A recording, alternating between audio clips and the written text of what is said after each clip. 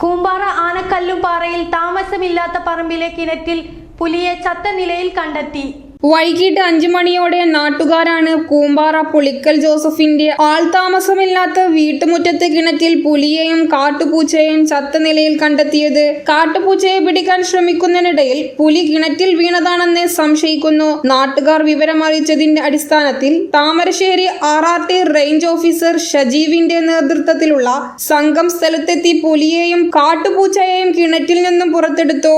RRT rescuer Kareem കിണറ്റിലിറങ്ങി വടം കെട്ടിയാണ് പുലിയെ പുറത്തെത്തിച്ചത്. കൂടരഞ്ഞി ഗ്രാമപഞ്ചായത്ത് president Baby Shibu, vice president George Kutty കക്കാടംപുഴയിൽ, block panchayat member Jimmy Jose, ward member Sakeena Saleem, Sajay MK, വനം വകുപ്പ് ജീവനക്കാരായ ബിനോയ്, അജീഷ്, RRT അംഗങ്ങളായ Prajeesh E, Bineesh, station watcher Mujeeb, Prasad M, Kareem, Shabeer, Nasar എന്നിവർ പ്രവർത്തനങ്ങൾ ഏകോപിച്ചു. പുറത്തെടുത്ത പുലിയുടെയും കാട്ടുപൂച്ചയുടെയും ജഡങ്ങൾ തുടർ നടപടികളുടെ ഭാഗമായി താമരശ്ശേരി റേഞ്ച് ഓഫീസിലേക്ക് കൊണ്ടുപോയി. News desk news 99.